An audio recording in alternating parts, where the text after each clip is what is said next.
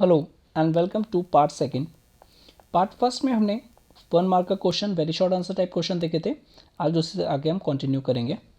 सबसे पहले, how was the USA benefited bye the Soviet disintegration? जब यूएसएसआर का डिसइंटीग्रेशन हो गया था 1991 में, तो यूएसए कैसे बेनिफिट हुआ था? बिकॉज हमने ये भी देखा था कि बाईपोलर के बाद unipolar, that is USA emerge हुआ था यहाँ पे वर्ल्ड में major super power.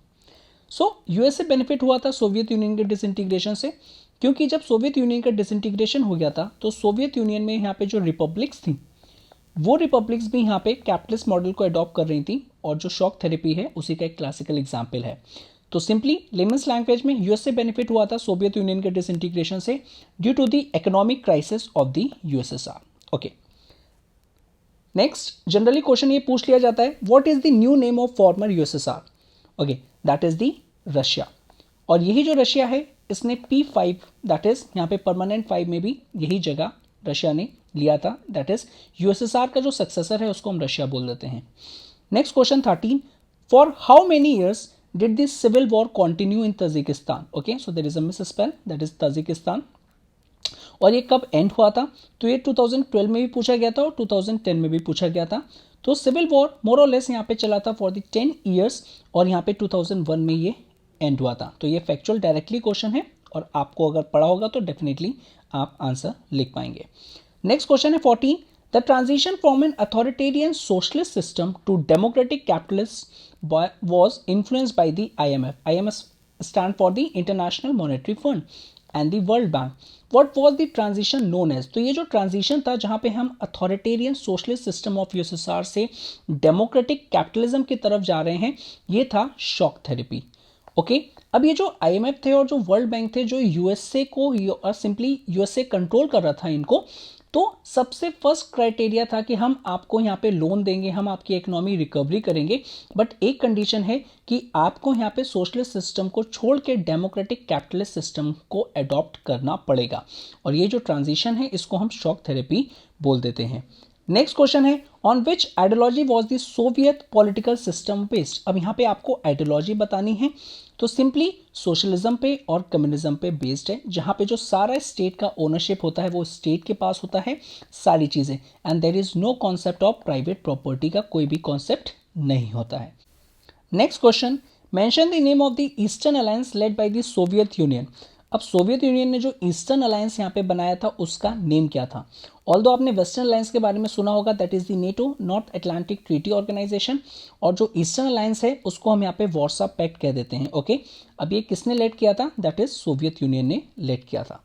Next question, as a result of shock therapy to which economic system each state of the Soviet bloc was gradually to be absorb? तो कौन सा system था? Again, the answer is the shock therapy. As a result of shock therapy, each state of the Soviet bloc was gradually to be absorbed in the capitalist system. तो ये simple answer था इसका, already हम discuss कर चुके हैं। Now let's come to the 2 marker question.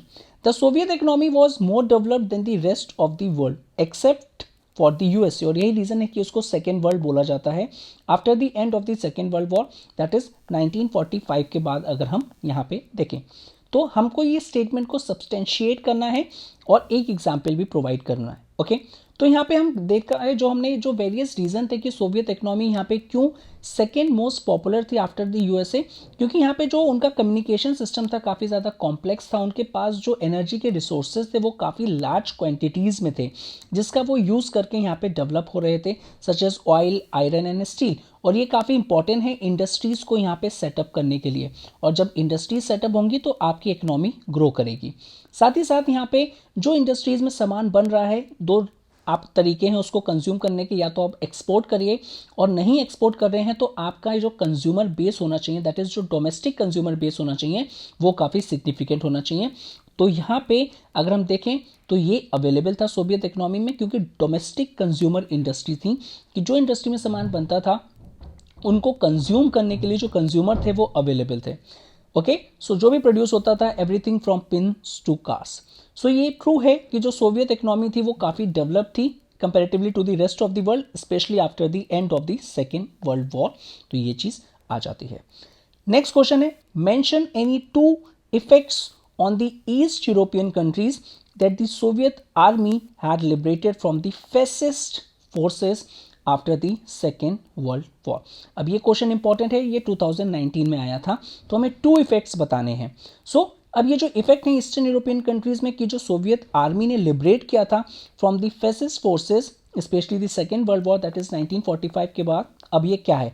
सो यहाँ पे जो कंट्रीज थी जो यहाँ पे फैसिस्ट फोर्सेस के अंडर से बाहर आ रही थी, जिनको लिबरेट किया जा रहा था, तो यहाँ पे उनको अश्योरेंस दिया जाता था कि जो अर्लियर आपके यहाँ पे प्रोटेक्शंस नहीं थी वो मिलेंगी, वेपन्स मिलेंगे और इकोनॉमिक, साथ ही साथ यहाँ पे इकोनॉमिक एड मिलेगी ताकि आप अपनी इकोनॉमी को अच्छे से प्रोग्रेस कर पाएंगे।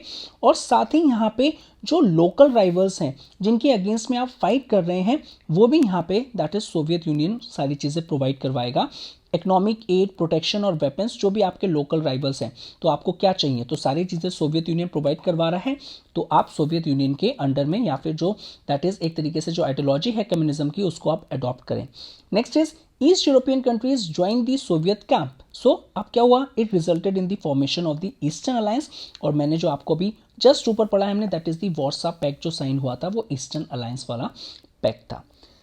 नेक्स्ट क्वेश्चन है name the republic that succeed Soviet Union after its disintegration. तो इसका बहुत ही क्लासिकल अभी भी हम डिस्कस कर चुके हैं, that is the Russia is our, that is यहाँ पे जो आंसर होगा। But what was its position in the international domain, तो हमें वो बताना है। अगेन यहाँ पे देखिए जो क्वेश्चन के जो नेचर है वो वेरी फर्स्ट टाइम सीबीएसई ने काफ़ी चेंज किया है। तो हमेशा से ही सीबीएसई की टेंडेंसी रही है कि क्वेश्चन रिपीट नहीं होंगे, सिंपली क्वेश्चन रिपीट होते हैं लेकिन उनकी जो लैंग्वेज है वो काफ़ी ज़्यादा डिफरेंट हो जाती है। तो उसको अंडरस्टैंड करने के लिए लास्ट ईयर्स के क्वेश्चन देखना और अंडरस्टैंड करना काफ़ी इंपॉर्टेंट है। ओके, सो आंसर करते हैं इसका क्या होगा यहाँ पे। अब जो सोवियत यूनियन के डिसइंटीग्रेशन के बाद यहाँ पे जो सक्सीड या फिर जो सक्सेसर था वो था हमारा रशिया, साथ ही साथ यूक्रेन एंड दी बेलारूस। अब रशिया को सक्सेसर एक्सेप्ट किया गया था क्योंकि रशिया एक काफ़ी बड़ी रिपब्लिक थी। ओके, और यही रीज़न है कि जो रशिया है उसने यहाँ पे इनहेरिट करी थी तो सोवियत की सीट्स, वो सीट जो यूनाइटेड नेशंस सिक्योरिटी काउंसिल में परमानेंट सीट थी यूएसएसआर की। ओके, सो ये आप यहाँ पे इतना कंटेंट लिखेंगे। नेक्स्ट क्वेश्चन है find the correct sequence of the following events. अब कौन कौन से सीक्वेंस हुए थे यहाँ पे। US invasion of Iraq under the operation Iraqi freedom. अब ये ऑपरेशन इराकी फ्रीडम अपने आप में काफ़ी इंपॉर्टेंट है। छोटे छोटे से क्वेश्चन यहाँ पे बन सकते हैं, डायरेक्टली पूछा जा सकता है कि इसमें कौन से यहाँ पे एक्टर्स इन्वॉल्व थे, एक्टर्स इन द सेंस कि क्या रीज़न था कि इराकी फ्रीडम कराया गया था। Next is bombing of the US embassies in the Nairobi, Kenya and the Tanzania, जब सिविल वॉर आ गया था यहाँ पे। Next is attack on the north and south towers of the world trade organisations, that is यहाँ पे हम जो 9/11 वाली बात करेंगे, and Iraq invasion on the Kuwait. तो ये पर्टिकुलर ईयर आपको याद होना चाहिए। जब ईयर याद होगा तभी आप चीज़ों को एक क्रोनोलॉजिकल ऑर्डर में फ्रेम कर पाएंगे। Although the correct answer is D, Iraq invasion of Kuwait. उसके बाद यहाँ पे bombing of the USA embassies होती है। नेक्स्ट इज यहाँ पे US invasion of the Iraq under the operation Iraqi freedom, and last but not the least attack on the north and south towers of the world trade organisations. Okay, so यहाँ पे जो attack किया गया था 9/11 वाला, तो वो यहाँ पे बदला लेने के लिए किया गया था जितनी भी इवेंट्स यूएसए कर रहा था इन दी वर्ल्ड इंटरनेशनल लेवल पे। Next, describe any 2 feature of the Soviet system. आपको कोई 2 इंपॉर्टेंट फीचर सोवियत सिस्टम के बताने हैं। देखिए सीबीएसई 2019 में आया है, यही दिल्ली 2014 में किस तरीके से आया था कि state any 2 feature of the Soviet system. Same question है बस थोड़ा सा नेचर डिफरेंट है। नेक्स्ट यहाँ पे आया 2013 में which were the 2 important features of the Soviet system. Next आया mention any 2 characteristics of the Soviet political system. अब ये 2012, 8 और ऑल इंडिया 2008 में आ चुका है, तो इसलिए इतना इंपॉर्टेंट है ये जो क्वेश्चंस हैं, इनसे आपको पता चलेगा कि कहाँ से एक्चुअल में क्वेश्चंस आते हैं, सीबीएसई कहाँ से क्वेश्चंस फ्रेम करता है और क्या क्या यहाँ पे वेरिएशंस आते हैं क्वेश्चंस बनाने में। सो करेक्ट आंसर यहाँ पे अगर हम देखें 2 हमको फीचर्स बताने, ज़्यादा नहीं बताने हैं। तो सिंपली जो सोवियत सिस्टम था जो यहाँ पे स्टैब्लिश हुआ था, ऑब्वियसली यहाँ पे सोशलिज्म था, तो यहाँ पे हम स्टेट वेलफेयरिज्म की बात करेंगे। तो जहाँ पे जो स्टेट था वो मास प्रोडक्शन करता था ताकि जो लोगों की जो नीड्स हैं, जो रिक्वायरमेंट्स हैं वो पूरी हो पाए। ओके, और वहाँ पे एक सिंगल पार्टी थी। ओके, वन पार्टी रूल था और वो पार्टी जो थी that is the communist party of the Soviet union. जिसको CPSU भी बोला जाता है। अब ये जो पार्टी थी ये गवर्नमेंट कंट्रोल कर रही थी और यहाँ पे यही सारी की सारी यहाँ पे डोमिनेट करती थी जितनी भी डिसीजन मेकिंग चीज़ होती थी। दैट इज जो भी डिसीजन लेना है, अगर कोई पिन बनानी है या फिर कार बनानी है या फिर कोई वेपन डिज़ाइन करना है, सारी चीज़ें यही पार्टी डिसाइड करती थी। तो वहाँ पे वन पार्टी का एग्जाम्पल हमको देखने को मिलता है। नेक्स्ट क्वेश्चन की बात करें, असेस एनी टू कॉन्सिक्वेंसेस। अब अगेन शॉक थेरेपी के बारे में, two consequences is a piece of cake for you. अब तक तो हम इतना पढ़ चुके हैं कि शॉक थेरेपी के लिए 2 क्या 4 पॉइंट्स भी हम यहाँ पे लिख सकते हैं, लेकिन पूछा सिर्फ 2 है।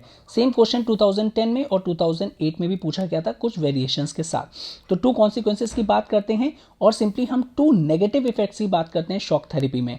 तो शॉक थेरेपी ने सबसे पहले अगर हम बात करेंगे जिस एरिया में जो आया कि जहाँ पे हम यहाँ पे सोशलिस्ट से कैपिटलिस्ट में यहाँ पे ट्रांसफॉर्म कर रहे थे, ट्रांजिशन कर रहे थे, तो जिन इकोनॉमीज़ में आया तो उन सारी इकोनॉमीज़ को यहाँ पे र्यून किया और यहाँ पे डिजास्टर मीन्स लोगों ने काफ़ी सफ़र किया था under the shock therapy. Okay, और वो जो यहाँ पे गैरेज सेल है और सारी चीज़ें मीन्स कि बड़ी बड़ी इंडस्ट्रीज कंपनीज को थ्रो अवे प्राइजेस पे बेच दिया गया था, that is just to privatized. Okay, और यहाँ पे दैट इज अगर आप देखेंगे तो माफिया भी यहाँ पे एमर्ज हुआ था। नेक्स्ट इज जो रशियन करेंसी थी रूबल, उसकी वैल्यू काफ़ी डिक्लाइन हो गई थी, ड्रामेटिकली बहुत ही ज़्यादा डिक्लाइन हो गई थी। और एज अ रिजल्ट जब डिक्लाइन हो जाएगी दैट मीन्स कि अगर आप करिए 1 रूबल अर्लियर जो था यहाँ पे दैट इज 60 रुपीज़ के यहाँ पे दैट इज इक्विवेलेंट है, लेकिन अब वो जो करेंसी की वैल्यू कम होती जा रही है तो 1 rouble is equals to 120 rupees यहाँ पे हो गया। दैट मीन्स जो रूबल है उसकी वैल्यू डिक्लाइन हो गई है। तो पहले 1 रूबल में 60 रुपीज़ यहाँ पे आप सामान ले सकते थे, लेकिन अब 1 रूबल में 120 रुपीज़ सामान लेंगे। तो एज ए रिजल्ट क्या होगा, जितनी भी आपकी सेविंग होगी वो बहुत ही high rate of inflation that is price काफ़ी इंक्रीज हो जाएंगे, जिसकी वजह से आपकी जो सेविंग है वो सारी खर्च हो जाएगी। क्योंकि अर्लियर जो सामान 60 रुपीज़ में था वो 120 रुपीज़ में हो गया है, तो आपको डबल से भी ज़्यादा यहाँ पे बोला जा रहा है एक्सपेंडिचर करना सेम अमाउंट को लेने के लिए। तो ये एक इन्फ्लेशन हो जाता है जिसकी वजह से जितनी भी सेविंग है वो क्या हो जाती है, दैट इज यहाँ पे खत्म हो जाती है और वैनिश्ड होना स्टार्ट हो जाती है। नेक्स्ट क्वेश्चन यहाँ पे अलग तरीके से पूछा गया है, what is the meaning of shock therapy. देखो शॉक थेरेपी वाला टॉपिक कितना इंपॉर्टेंट हो चुका है, तो 2014 और 9 में आ चुका है और 13 में भी आया है। तो क्या है, जब यूएसएसआर का जो डिसोल्यूशन होना स्टार्ट हो गया था, अब वो किससे कोरिलेटेड है सर, जैसे ही यूएसएसआर यहाँ पे डिसोल्यूशन हो रहा था तो उसके साथ जो उसकी अटैच आइडियोलॉजी थी दैट इज द कम्युनिज्म, वो भी यहाँ पे उसका डाउनफॉल होता जा रहा था। ओके, और एज ए रिजल्ट यहाँ पे स्पेशली उन ब्लॉक में जो कि सोशलिस्ट ब्लॉक की आइडियोलॉजी को यहाँ पे फॉलो करते थे। तो एज ए रिजल्ट यहाँ पे जो पोस्ट सोवियत कंट्रीज थी, मीन्स जो डाउनफॉल होने के बाद जो कंट्रीज थी वहाँ पे एक ट्रांजिशन आया जहाँ पे अथॉरिटेरियन सोशलिस्ट सिस्टम से कहाँ पे हम जा रहे हैं, डेमोक्रेटिक कैपिटलिस्ट सिस्टम की तरफ अब जा रहे हैं। और इस ट्रांजिशन को हम क्या बोल देते हैं, दैट इज शॉक थेरेपी। अब ये जो मॉडल ऑफ ट्रांजिशन था इसको हम शॉक थेरेपी सिंपली बोल देते हैं।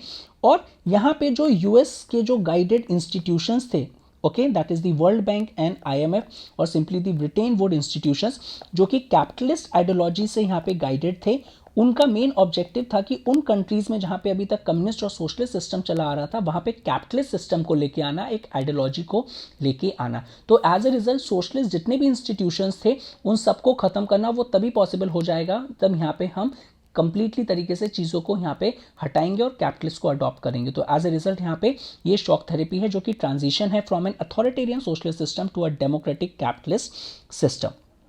चलिए नेक्स्ट यहाँ पे हम 8 क्वेश्चन की तरफ चलते हैं। Mention any 2 characteristics of the cold simply of the Soviet economy during the cold war days. तो सिर्फ 2 कैरेक्टरिस्टिक पूछा गया है सोवियत इकोनॉमी के, बता देंगे हम कौन कौन सी हैं। कॉम्प्लेक्स कम्युनिकेशन नेटवर्क है, वास्ट एनर्जी रिसोर्सेज हैं, सारी चीज़ें ऑलरेडी हम ऊपर यहाँ पे बता चुके हैं। और very importantly domestic consumer industry base काफ़ी ज़्यादा है, तो जितनी भी चीज़ें प्रोड्यूस हो रही हैं उनको कंज्यूम भी यहाँ पे डोमेस्टिक लोग ही कर लेंगे। तो एज ए रिजल्ट यहाँ पे इकोनॉमी उनकी ग्रो कर रही थी और यही रीज़न था कि वो सेकेंड लार्जेस्ट इकोनॉमी बन गई थी after the USA। Next is question 9 में हम देखेंगे why it is said that the collapse of the Berlin war, very significantly Berlin war यहाँ पे हम बात करेंगे कि सिंपली जो 1989 में जो इवेंट हुआ था उससे यहाँ पे कोलैप्स होना स्टार्ट हो जाता है bipolar world. Again I am repeating bipolar means 2, एक USSR हो गया और दूसरा यहाँ पे US हो गया। ओके, तो USSR यहाँ पे कोलैप्स होना स्टार्ट हो जाता है। तो सिंपली यहाँ पे जो बर्लिन वॉल है वो सिंपली यहाँ पे एक हाइक है, हाइक मीन क्लाइमेक्स आप बोल सकते हो कोल्ड वॉर का। और वो कोल्ड वॉर जो 1945 में सेकेंड वर्ल्ड वॉर के बाद यहाँ पे स्टार्ट होती है। अब ये क्या सिंबलाइज करती है? तो ये सिंबलाइज करती है सिंपली द डिवीजन, मीन्स जो कैपिटलिस्ट और कम्युनिस्ट वर्ल्ड के बीच में था, दैट इज जो बाइपोलर वर्ल्ड का एक मेजर पिलर्स थे। Okay, so third point, after the disintegration of Soviet Union. Okay, so यहाँ पे अगर हम देखेंगे तो यहाँ पे जो 9 नवंबर 1989 जो अगर हम देखेंगे तो ये जो बर्लिन वॉल थी वो ब्रोक हुई। और ये जो बर्लिन वॉल जो ब्रोक हुई ये क्या सिंबलाइज करती है? ये काफ़ी इंपॉर्टेंट एस्पेक्ट आ जाता है। ये सिंबलाइज करती है unification of the east and west Germany. Okay, अब ये देखो यहाँ पे याद रखना है, मोस्ट ऑफ द टाइम्स क्या हो जाता है कि अगर ये स्टेटमेंट मैंने यूरोप कर दिया तो आपको लगता है हाँ ठीक है ईस्ट और वेस्ट यूरोप, तो यहाँ पे स्टेटमेंट करेक्ट कर देते हो, बट ये करेक्ट नहीं है। ओके, सो ईस्ट और वेस्ट जर्मनी का यूनिफिकेशन हुआ था इनटू अ सिंगल कंट्री, जो यहाँ पे जो बर्लिन था, जो पहले एक डिस्प्यूटेड यहाँ पे जो वॉल थी वो उसको कैपिटल बनाया जाता है। ओके, ताकि एक ऐसा पॉइंट जहाँ पे ईस्ट और वेस्ट जर्मनी दोनों ही इंपॉर्टेंट सिग्निफाई करें, that is Berlin. Next is यहाँ पे अगर हम बात करेंगे तो जो बर्लिन वॉल है उसके जो इवेंट्स हुए थे, दैट मीन्स उसने एक डोमिनो इफेक्ट स्टार्ट किया था। डोमिनो इफेक्ट मीन्स कि एक इवेंट हो गया था, उसके बाद लाइंस ऑफ इवेंट्स हो रहे थे जिसने यहाँ पे कोल्ड वॉर को एंड किया। फाइनली जब डिसइंटीग्रेशन होता है और जो बाईपोलर यहाँ पे जो after the second world war के टाइम से स्टार्ट हुआ था, दैट इज यूएस और यूएसएसआर के बीच में जो कोल्ड वॉर, वो फाइनली यहाँ पे 1991 में एंड होती है। सो ये इसलिए काफ़ी ज़्यादा सिग्निफिकेंस है। Okay, next question, why did Soviet union disintegrate? अब ये मोस्ट ऑफ द टाइम्स पूछा जाता है कि सोवियत यूनियन के डिसइंटीग्रेट के रीज़न क्या है। इस क्वेश्चन में आपको 2 आर्ग्यूमेंट्स अपने सपोर्ट में लिखने हैं कि जो आप पॉइंट्स दे रहे हो वो आप उसको सपोर्ट करना है। अब ये जो क्वेश्चन है 2010 में पूछा गया था। साथ ही साथ यहाँ पे आपको 2 मेन रीजंस जो इसी तरीके से किसी अलग तरीके से यहाँ पे क्वेश्चन पूछा गया है, क्या कि आपको 2 मेन रीजंस बताने हैं जो कि इंपॉर्टेंट हैं for the collapse of Soviet Union, और ये 2009 में आया है। ओके, उसके बाद से नहीं आया है, और इस बार मैं एक्सपेक्ट कर रहा हूँ कि ये जो क्वेश्चन है यहाँ पे पूछा जाएगा। ओके, क्योंकि ये जो रशिया वाला जो रीज़न है, यूक्रेन वाला रीज़न है, काफ़ी ज़्यादा यहाँ पे न्यूज़ में है। So there might be possibility, because जो पॉलिटिकल साइंस है वो एक कैसा सब्जेक्ट है, एक डायनेमिक सब्जेक्ट है, स्टैटिक नहीं है। तो अगर हो सके तो इसको अच्छे से टॉपिक को पढ़ो, और लॉन्ग क्वेश्चन के आंसर के चांसेस भी ज़्यादा हैं यहाँ से। चलिए देखते हैं कि यूएसएसआर क्यों डिसइंटीग्रेट हुआ था। अब सबसे पहले अगर हम देखेंगे जो सोवियत उनका जो पॉलिटिकल मॉडल था और जो इकोनॉमिक इंस्टीट्यूशन थे, वहाँ पे कुछ इंटरनल वीकनेस थी। मीन्स कि वो जो सिस्टम था, कोई सिस्टम में ही डिफेक्ट है, उसकी फंक्शनिंग में नहीं, सिस्टम जो सेटअप हुआ था उसमें ही इंटरनल डिफेक्ट्स थे, उनको हम वीकनेसेस यहाँ पे बोलते थे। एज ए रिजल्ट जब इंटरनल वीकनेस थे तो जो लोगों की एस्पिरेशंस थी, जो रिक्वायरमेंट्स थी, वो फुलफिल नहीं हो पा रही थी। सिंपली इमेजिन करो कि इंडिया एज अ नेशन है और इंडिया की गवर्नमेंट इंडिया के लोगों को यहाँ पे जो नीड्स और एस्पिरेशंस है वो फुलफिल नहीं कर पा रही हैं। तो सेम केस वहाँ पे यूएसएसआर के लोगों के साथ यहाँ पे हो रहा था। एज अ रिजल्ट यहाँ पे जो उनका एडमिनिस्ट्रेशन था वो काफ़ी ज़्यादा एक तरीके से रुका हुआ था, स्टैग्नेटेड था। स्टैग्नेशन वर्ड यूज हुआ है इसके लिए। और साथ ही साथ आपको ये भी पता होगा कि वहाँ पे काफ़ी ज़्यादा करप्शन था और ब्यूरोक्रेटिक मॉडल था, जहाँ पे जो ब्यूरोक्रेट्स थे उनके पास ज़्यादा पावर थी comparatively to the ordinary peoples. Okay, तो ये भी एक इंपॉर्टेंट क्या कहते हैं ड्रॉबैक्स था। एज अ रिजल्ट यहाँ पे इकोनॉमिक स्टैग्नेशन हुआ एडमिनिस्ट्रेटिव स्टैग्नेशन की वजह से, बिकॉज जब एडमिनिस्ट्रेशन अच्छे से काम नहीं कर पाएगा तो कोई भी नई पॉलिसी अच्छे से काम नहीं कर पाएगी, क्योंकि स्पेशली इतना ज़्यादा करप्शन है। तो एज अ रिजल्ट एडमिनिस्ट्रेटिव स्टैग्नेशंस ने यहाँ पे बर्थ दिया इकोनॉमिक स्टैग्नेशन को। एज अ रिजल्ट जिसने कट शॉर्ट कर दिया जो कंज्यूमर डिमांड्स, एज ऑलरेडी ही मैंशन, जहाँ पे मैंने आपको बताया था कि जो सोवियत इकोनॉमी है, और व्हाट वाज द रीज़न कि जो यूएसएसआर है वो सेकेंड यहाँ पे लार्जेस्ट था जस्ट आफ्टर द यूएस, क्योंकि वहाँ पे कंज्यूमर डिमांड काफ़ी ज़्यादा थी। ओके, जब कंज्यूमर डिमांड ही नहीं रहेगी तो एज अ रिजल्ट इकोनॉमी आपकी ग्रो नहीं कर पाएगी, and finally it pave the way for the market failure. और ये 2 इंपॉर्टेंट रीज़न है जो कि यूएसएसआर के डिसइंटीग्रेट के लिए या फिर सोवियत यूनियन के डिसइंटीग्रेट के लिए काफ़ी इंपॉर्टेंट रोल प्ले करते हैं। Okay, let's move to the next question. List out any 2 differences between socialist and the communist parties. अब ये देखो एक ऐसा क्वेश्चन है जहाँ पे स्टूडेंट्स जो हैं लीस्ट पढ़ते हैं इसको, और अगर ऐसा क्वेश्चन आ जाता है तो आप यहाँ पे ट्रिक हो जाते हो कि यहाँ पे तो हमने पढ़ा है सोशलिस्ट और कम्युनिस्ट मोरलेस सेम चीज़ें होती हैं, लेकिन हमें यहाँ पे डिफरेंस पूछ लिया गया है इन दोनों पार्टीज़ के बीच में। तो कोई बड़ी वाली बात नहीं है, इसीलिए आपसे बोला जाता है कि लास्ट 10 ईयर्स के क्वेश्चंस आप यहाँ पे सॉल्व करेंगे, ताकि आपको पता चलेगा कि सीबीएसई आपसे क्या चाह रहा है, और मोर पॉजिटिवली आप जब आंसर राइटिंग करेंगे तो आपको पता चलेगा कि हाँ ये पॉइंट्स यहाँ पे सीबीएसई जो है अपने क्वेश्चन के आंसर में चाह रहा है, और वो जब आप लिखेंगे तो डेफिनेटली आपके चांसेस काफ़ी बढ़ जाते हैं 100 आउट ऑफ 100 मार्क्स लेने के। ओके, दैट इज़ मैं यहाँ पे थ्योरेटिकल एस्पेक्ट बात कर रहा हूँ। आई होप प्रैक्टिकल में आप सबने अच्छा परफॉर्म किया होगा। नेक्स्ट डिफरेंसेस बात करते हैं। सबसे पहले सोशलिस्ट पार्टी और यहाँ पे कम्युनिस्ट पार्टी। सोशलिस्ट पार्टी जो थी वो बिलीव करती थी ग्रेजुअल चेंज में। क्या हुआ कि सर चेंज तो आए लेकिन सडन चेंज नहीं आए। सडन चेंज मतलब एकदम से चेंज ना आए, और वो चेंज कैसा हो, दैट इज़ यहाँ पे सडन नहीं होना चाहिए, एक ग्रेजुअल होना चाहिए। दैट मीन्स हल्के हल्के से चेंज आना चाहिए, एकदम से सडन चेंज नहीं आना चाहिए। साथ ही साथ यहाँ पे जो सोशलिस्ट पार्टी है उसका ऑब्जेक्टिव ये रहता है कि सोसाइटी को इम्प्रूव किया जाए, और वो तभी होगा जब उसमें रिफॉर्म्स को इंट्रोड्यूस करेंगे आप। तो ये मेजर यहाँ पे अगर हम बात करेंगे तो सोशलिस्ट पार्टीज़ का ऑब्जेक्टिव ये है, एजेंडा ये है। इन कंट्रास्ट कम्युनिस्ट पार्टीज़ की बात करेंगे तो कम्युनिस्ट पार्टीज़ यहाँ पे जो चेंज है वो ग्रेजुअल नहीं, वो कहते हैं रेडिकल, और एक सिग्निफिकेंट और फंडामेंटल चेंज होना चाहिए। दैट मीन्स कि अगर डे है तो कंप्लीटली नाइट हो जानी चाहिए। इस तरीके के चेंज हम बात करते हैं तो फंडामेंटल चेंज की बेसिक कॉन्सेप्ट ही टोटल चेंज कर दिया। ओके, कि अगर कहीं कैपिटलिस्ट आइडियोलॉजी है तो उसको हटा के कम्युनिस्ट आइडियोलॉजी आ गई, पूरी की पूरी आइडियोलॉजी ही चेंज हो गई। तो इस तरीके से हम यहाँ पे बात कर रहे हैं रेडिकल एंड फंडामेंटल चेंज की। नेक्स्ट, इनका जो एम होता है सोसाइटी को रिफॉर्म करने की बात नहीं होती है कि पूरी की पूरी सोसाइटी को ही रिस्ट्रक्चर कर दो। दैट मीन्स अगर सोसाइटी में कोई प्रॉब्लम्स है, लेट्स से यहाँ पे एक सोसाइटी में 10 पीपल्स हैं, 10 में से 2 पीपल्स यहाँ पे करप्ट है, तो जो सोशलिस्ट पार्टीज है उनका ऑब्जेक्टिव रहेगा इन 2 करप्ट पीपल्स को हटा के सोसाइटी को अच्छा करना। दैट इज यहाँ पे सोसाइटी में रिफॉर्म लेके आना। लेकिन यहाँ पे जो कम्युनिस्ट पार्टी इन पूरे के पूरे 10 लोगों को हटा देगी, ये सिस्टम ही हटा देगी कि ये करप्शन आता है। तो ये यहाँ पे बात कर रहे हैं पूरी सोसाइटी को रीस्ट्रक्चर करने की। सो ये सोशलिस्ट और कम्युनिस्ट पार्टी में यहाँ पे डिफरेंस है। सो अब आई होप आपको यहाँ पे पता चल गया होगा। अब आप आगे जो भी आंसर लिखेंगे तो इसको यूज़ करिए अगर इस टाइप के क्वेश्चन यहाँ पे आते हैं।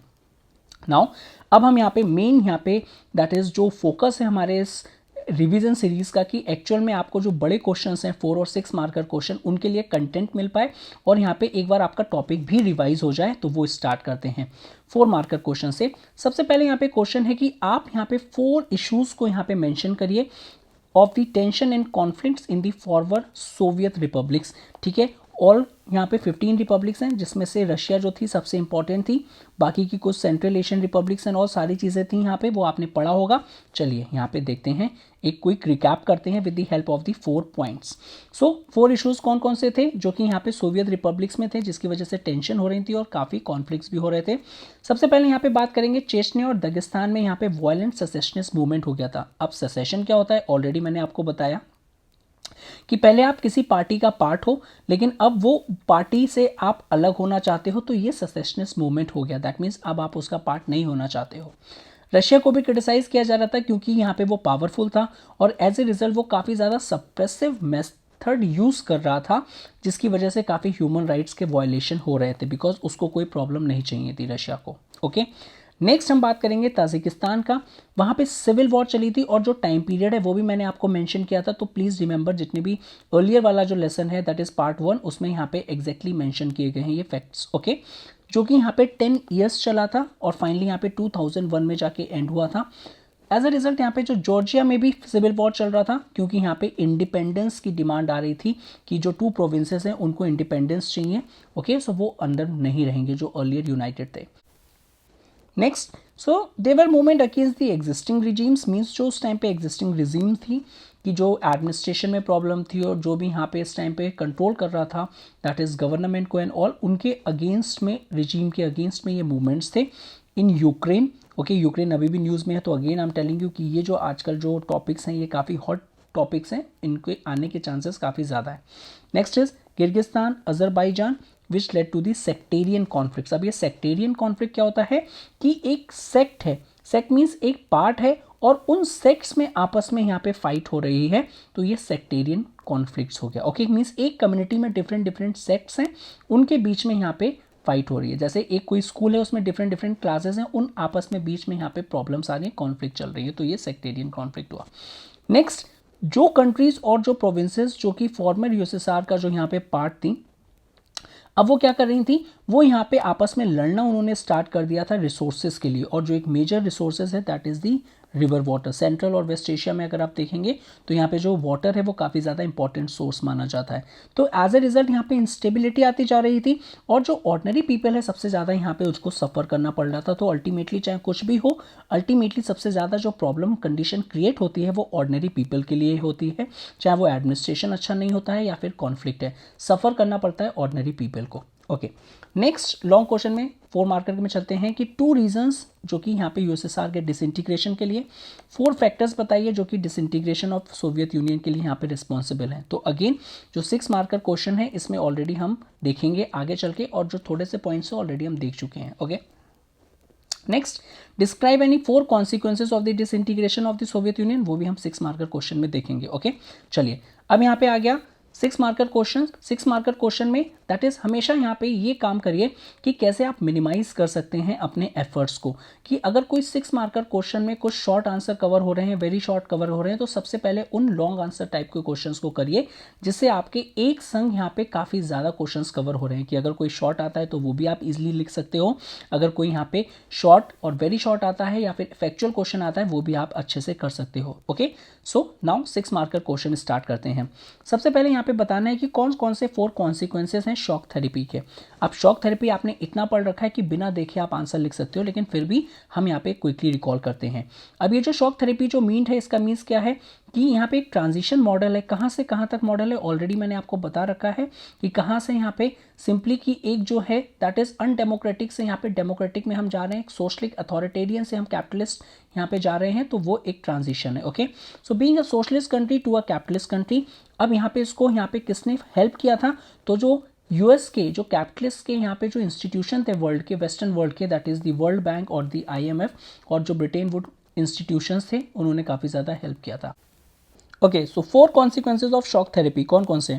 अब ये जो शॉक थेरेपी वर्ड है ये एक्चुअल में किससे रिलेट है, तो ये जो शॉक थेरेपी है ये सिंपली रियल शॉक था फॉर द सोवियत इकोनॉमी। क्यों, क्योंकि ये जो सोवियत इकोनॉमी थी यहाँ पे काफ़ी र्यून होती जा रही थी, ये कम्युनिस्ट इकोनॉमीज, स्पेशली क्योंकि यहाँ पे जो प्रॉब्लम थी, जो एडमिनिस्ट्रेशन प्रॉब्लम थी, स्टैग्नेशन था, जिसकी वजह से इकोनॉमी ड्यून होती जा रही थी, उनकी जो डिमांड्स थी, consumer demands, domestic consumer demands, वो नहीं होती जा रही थी, जिसकी वजह से इकोनॉमी को काफ़ी सेटबैक लगा था। और अल्टीमेटली यहाँ पे जो पीपल ऑफ द रीजन थे, उनकी जो लाइफ्स थी, इकोनॉमिक लाइफ्स थी, वो काफ़ी ज़्यादा ड्यून हो गई थी। बिकॉज अर्लियर हमने देखा था कि किस तरीके से जो रूबल था उनकी जो दैट इज़ यूएसएसआर की यहाँ पे जो करेंसी एंड ऑल है उसके प्राइसेस कैसे यहाँ पे गिर गए थे, और साथ ही साथ नॉर्मल जो यहाँ पे कमोडिटीज़ थी उसके प्राइसेस कैसे इंक्रीज हो गए थे, जिसकी वजह से इन्फ्लेशन आ गया था। अब इन्फ्लेशन में आपकी सेविंग चली जाएगी, बिकॉज अर्लियर एग्जाम्पल के लिए समझो कि अगर कोई एक पीस ऑफ यहाँ पे पेंसिल जो है वो 10 रुपीज़ की है, लेकिन अब इन्फ्लेशन में क्या होता है, ये प्राइसेस काफ़ी इंक्रीज हो जाते हैं, तो 1 piece is equals to 20 rupees, तो जितनी भी आपकी सेविंग है वो अब खर्च हो जाएगी। ओके, तो as a result. Okay, second point अगर हम देखेंगे तो यहाँ पे जितना भी स्टेट, क्योंकि अगर हम कम्युनिस्ट रिजीम में देखें तो जितना भी सारा कंट्रोल था, जितनी भी प्रॉपर्टीज़ थी, जितने भी एसेट्स थे, वो सब स्टेट कंट्रोल करते थे, और जितनी भी इंडस्ट्रियल यूनिट्स थी, साथ ही साथ यहाँ पे जो डिसीजन मेकिंग थी कि पिन से लेके कार तक, एरोप्लेन तक जो भी चीज़ बनेगी वो सब स्टेट कंट्रोल थी, तो यहाँ पे कोलैप्स होना स्टार्ट हो गया था। साथ ही साथ यहाँ पे जब शॉक थेरेपी आ रही थी, तो शॉक थेरेपी में हम किसको चेंज कर रहे हैं, हम यहाँ पे एक ऐसा मॉडल जो गवर्नमेंट के कंट्रोल में था, अब हम जा रहे हैं private property that is privatisation की तरफ। अब क्या हुआ, तो यहाँ पे लार्ज स्केल प्राइवेटाइजेशन देखने को मिलता है उन चीज़ों का जो अर्लियर गवर्नमेंट के कंट्रोल में थी। अब क्या हुआ, अब यहाँ पे थ्रो अवे प्राइसेस पे, मतलब तुम ले जाओ जितने भी गवर्नमेंट की बिल्डिंग्स हैं, बड़ी बड़ी मशीन्स, कैपिटल्स, करोड़ों रुपए की, ऐसे ही सेल ऑफ कर दिया गया। एज अ रिजल्ट इसको हम यहाँ पे largest garage sale in the world history बोलते हैं। अब बेटा यहाँ पे ये जो गैरेज है ये वेस्टर्न कंट्रीज़ में यहाँ पे एक वो है दैट इज़ जो भी अनयूज सामान होता है उसको हम क्या करते हैं, उसको हम गैरेज में रख देते हैं। ओके, और उसके बाद उसका ऑक्शन हो जाता है, उसको हम सेल आउट कर देते हैं, तो ये वही गैरेज सेल है। ओके, नेक्स्ट इज जो यहाँ पे रशियन करेंसी थी दैट इज़ द रूबल, वो काफ़ी ज़्यादा डिक्लाइन हो गई थी ड्रामेटिकली, और जो इन्फ्लेशन रेट था वो काफ़ी ज़्यादा हाई हो गया था, जिसकी वजह से यहाँ पे लोग पॉवर्टी में आ गए थे, बिकॉज सब्सिडी एंड सारी चीज़ें ऑलरेडी हटती जा रही थी।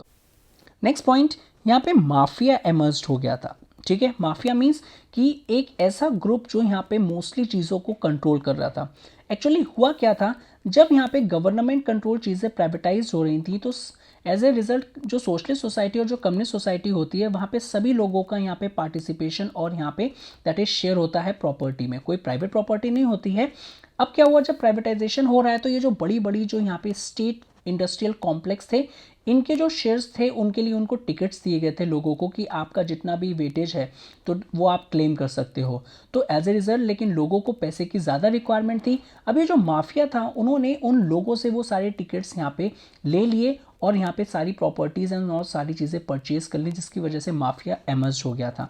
अब जब माफिया एमर्ज हो गया था इन कंट्रीज़ में तो वो कंट्रोल करने लगा था इकोनॉमिक एक्टिविटीज़ को। ओके, और दूसरी चीज़ यहाँ पे जो प्राइवेटाइजेशन आने की वजह से यहाँ पे लग रहा था कि दूध की नदियाँ बह जाएंगी, ठीक है, लेकिन ऐसा हुआ नहीं, उसकी अपनी प्रॉब्लम्स क्रिएट हो गई।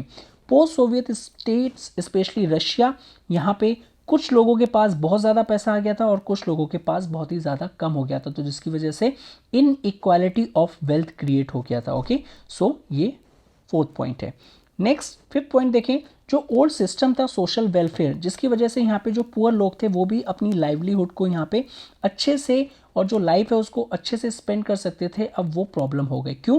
मींस सोशल वेलफेयर खत्म हो गया, सब्सिडीज खत्म हो गई, तो एज ए रिजल्ट उनको काफ़ी प्रॉब्लम फेस करनी पड़ रही थी और यही रीज़न था कि गवर्नमेंट सब्सिडीज़, वो सारी चीज़ें हम ऑलरेडी डिस्कस कर चुके हैं। Okay, six point, it widen the gap between the rich and poor. Okay, और फाइनली यहाँ पे इकोनॉमिक डिवाइड आ जाता है उन लोगों के बीच में जो काफ़ी अच्छा अर्न कर रहे हैं और जो लोग काफ़ी पुअर हैं। तो ये जो क्वेश्चन था वो 4 मार्कर में था, लेकिन हमने वहाँ पे नहीं किया था क्योंकि ये लॉन्ग आंसर का क्वेश्चन है, उसी में कंटेंट हमारा वो आंसर का भी और क्वेश्चन का भी मिल जाएगा। तो ये क्वेश्चन देखो कितना इंपॉर्टेंट है, 2020, 19, 18, 16 में आया है, 15 में भी आया है। ओके, 2021 वाले में टर्म 1 टर्म 2 हो गया तो नहीं आ पाया। अब चांसेस हैं इस क्वेश्चन के दोबारा से रिपीट होने के। अगेन मैं ये कह रहा हूँ ये चैप्टर काफ़ी इंपॉर्टेंट हो जाता है due to the current conflict जो चल रहा है रशिया और यूक्रेन के बीच एंड सारी चीज़ें। ओके, तो समझो, एक्सप्लेन एनी 4 फैक्टर्स जो कि रिस्पॉन्सिबल हैं यूएसएसआर के डिसइंटीग्रेशन के लिए। वाई डिड सोवियत यूनियन जो कि सेकेंड मोस्ट पावरफुल कंट्री था सडनली डिसइंटीग्रेट हो गया, उसके 6 रीज़न आपको बताने हैं। नेक्स्ट 6 रीज़न बताइए जो कि यहाँ पे डिसइंटीग्रेशन ऑफ यूएसएसआर के लिए रिस्पॉन्सिबल है। क्या ऐसा हुआ जिसकी वजह से सोवियत यूनियन यहाँ पे सडनली डिसइंटीग्रेट हो गया, कोई भी 6 रीज़न बताइए।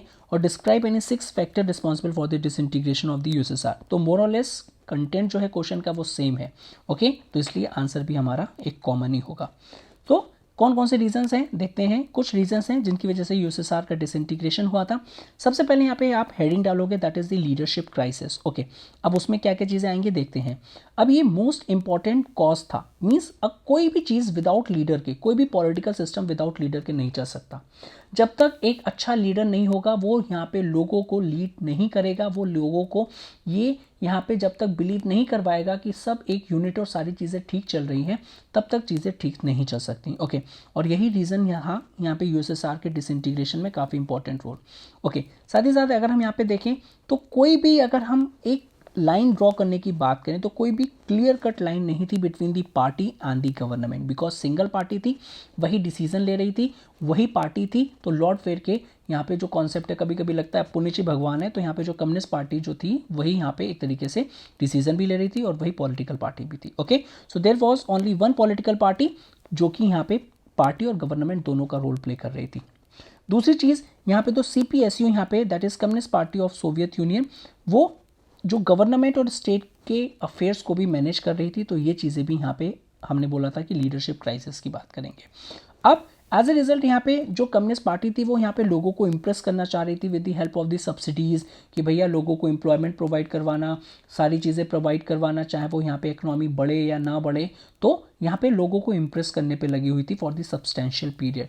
लेटर ऑन जो लीडरशिप थी CPSU की, it lost intuition owing to the corruption and simultaneously lost people's confidence।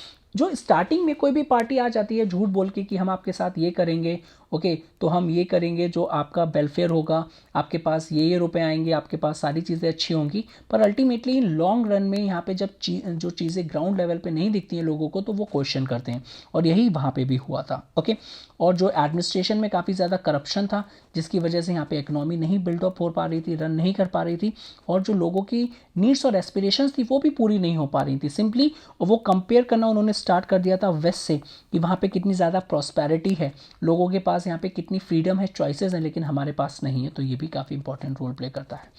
दूसरा, ये जो माइकेल गोर्बाचेव भैया थे, इनकी जो पॉलिसीज़ थी वो तो क्या ही कहना, चलिए देखते हैं कैसे इन्होंने डिसइंटीग्रेशन के लिए काफ़ी इंपॉर्टेंट रोल प्ले किया।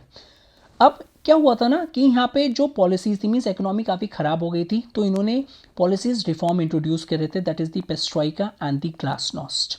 ठीक है, अब क्या हुआ, ये काफ़ी डिजास्ट्रस हो गए थे, मीन्स इन्होंने किया अच्छे के लिए, लेकिन वही बात है ना कि जब आपका टाइम अच्छा नहीं हो तो जो चीज़ आप अच्छी करते हो वो भी ख़राब हो जाती है, तो इनके साथ वही हुआ। ठीक है, तो disasters for the economic health of the USSR. अब जिनको नहीं पता है पेरेस्ट्रोइका और यहाँ पे ग्लासनोस्ट, सो ग्लासनोस्ट में हम ट्रांसपेरेंसी की बात कर रहे हैं, बिकॉज भैया इनके ऊपर एलिगेशन लग चुका था पार्टी के ऊपर कि वो काफ़ी करप्ट है, हमें नहीं पता चलता कि उनकी फंक्शनिंग कैसे चल रही है कैसे नहीं चल रही है। Perestroika means restructuring of the economy, that is ये कहीं ना कहीं कैपिटलिस्ट की बात कर रहे थे। अब सोचो, एक कम्युनिस्ट कंट्री में सारी चीज़ें जो कम्युनिस्ट मॉडल से चल रही हैं, आप वहाँ पे कैपिटलिस्ट की बात करोगे तो भैया क्या ही होगा। ओके, तो वही चीज़ हुई। He did not create conducive conditions for the implementation of the twin policies. Policies तो अच्छी थी, देखो हमेशा पॉलिसीज अच्छी रहती हैं जब तक पेपर पे रहती हैं, लेकिन जब तक उनका एक्चुअल इम्प्लीमेंटेशन आता है तो वो सारी चीज़ें खराब हो जाती हैं। इनके साथ भी यही हुआ। एज ए रिजल्ट यहाँ पे गोर्बाचेव जो भाई साहब थे, यहाँ पे जो presence of anti communist forces जो थी, मीन्स जो कम्युनिस्ट के अगेंस्ट थे, and did not try to approve them from the Soviet Union, और यही इनकी सबसे ज़्यादा मेजर प्रॉब्लम हो जाती है। Next is anti communist element. अब यहाँ पे जो जब गोर्बाचेव यहाँ पे पावर में थे तो ये जो एंटी कम्युनिस्ट एलिमेंट थे अपने पीक पे थे, क्योंकि यहाँ पे पता चल गया था कि अगर आपको ग्रो करना है तो आपको कैपिटलिस्ट मॉडल कहीं ना कहीं अडॉप्ट करना पड़ेगा, और यही रीज़न था कि आप वेस्ट के साथ भी रिलेशंस अच्छे कर रहे हो कि भैया टेक्नोलॉजी आए, पैसा आए, रोकड़ा आए, ताकि हम अपनी इकोनॉमी को अच्छा कर पाएँ। अब ये जो एंटी कम्युनिस्ट एलिमेंट था ये सबसे ज़्यादा पीक में था, ओके, गोर्बाचेव के टाइम में। Okay, so Gorbachev's ignorance and his liberal outlook turn strengthened the anti communal forces in the eastern Europe. So अब ये चीज़ें भी यहाँ पे स्ट्रेंथन होती जा रही हैं, क्योंकि गोर्बाचेव यहाँ पे ज़्यादा फोकस नहीं कर रहे हैं। कॉन्सिक्वेंटली जो चेकोस्लोवाकिया है, रोमानिया है, Hungary, Poland, Bulgaria, east Germany witness the downfall of the communist regimes. Slowly and gradually यहाँ पे जो कम्युनिस्ट रिजीम्स जो थी वो यहाँ पे एक के बाद यहाँ पे कोलैप्स होती जा रही थी। क्यों? क्योंकि लोगों ने सपोर्ट करना बंद कर दिया था, because people were now asking the question कि वेस्ट इतना अच्छे से प्रॉस्पेरस कर रहा है, कम्युनिस्ट कंट्रीज नहीं कर पा रही हैं। So it is the internal weakness of the communist regime कि हम यहाँ पे ग्रो नहीं कर पा रहे, और अल्टीमेटली सफ़र किसको करना पड़ रहा है? Ordinary peoples of those, that is of these countries की, Czechoslovakia, Romania, so on and so forth. So these sudden developments यहाँ पे हम बात करेंगे तो एक तरीके से डोमिनो इफेक्ट स्टार्ट कर देते हैं, जिसकी वजह से यहाँ पे डिसइंटीग्रेशन ऑफ यूएसएसआर होता है। नेक्स्ट बात करेंगे इकोनॉमिक स्टैग्नेशन। हमने ये पढ़ा था कि एडमिनिस्ट्रेटिव स्टैग्नेशन की वजह से इकोनॉमिक स्टैग्नेशन हुआ, ऑलरेडी हम ये पॉइंट्स को डिस्कस कर चुके हैं। अब क्या हुआ, ये जो सोवियत इकोनॉमी थी, स्टैग्नेंट मतलब एक तरीके से रुकी हुई है यहाँ पे, और नीचे ही जा रही है, ऊपर नहीं जा रही है, तो मीन्स एक जगह रुका होना मीन्स स्टैग्नेंट काफ़ी ईयर्स तक, जिसकी वजह से क्या हुआ, कंज्यूमर शॉर्टेजेस होने लगे। अब कंज्यूमर शॉर्टेजेस होने लगेंगे, देखो समझो क्या होता है, demand is equals to supply. अब ये जो डिमांड और सप्लाई है ये गोल्डन रूल है कि भैया जितनी डिमांड है उतनी सप्लाई, मीन्स अगर 10 पेन की डिमांड है यहाँ पे तो 10 पेन प्रोड्यूस भी होने चाहिए, ठीक है ना, सारी चीज़ें। अब क्या हो रहा है, यहाँ पे कंज्यूमर की शॉर्टेजेस होने जा रही है, that is severe consumer shortages की, लोग चीज़ें यहाँ पे नहीं खरीद पा रहे हैं सारी चीज़ें, जिसकी वजह से यहाँ पे ये जो डिमांड और सप्लाई का गैप है मिसमैच हो जा गया, जिसकी वजह से इकोनॉमिक स्टैग्नेशन होता है। As a result most of the resources, जितने भी रिसोर्सेज थे भैया वो यहाँ पे दैट इज आर्म्स रेस में स्टार्ट हो गई थी, यूएस के साथ आर्म्स रेस कर रहे थे। अब यूएस तो भैया यूएस है, ठीक है, उसके पास टेक्नोलॉजी काफ़ी अच्छी है।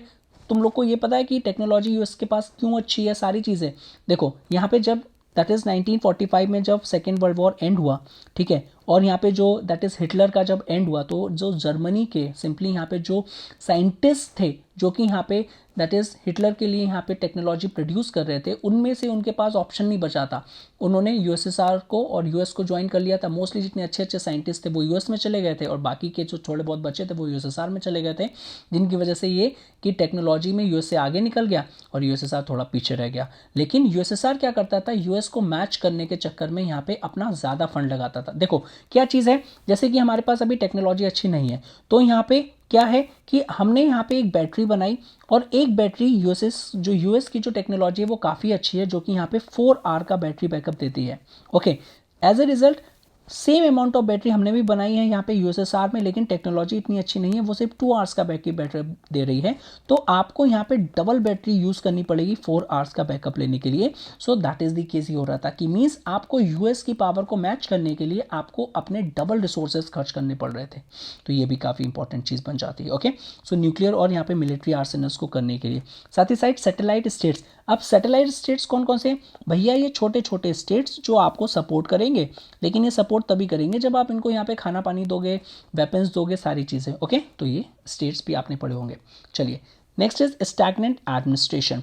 अब एडमिनिस्ट्रेशन और पॉलिटिकल सिस्टम की तो क्या ही बात करें हम, वो भी स्टैग्नेंट था।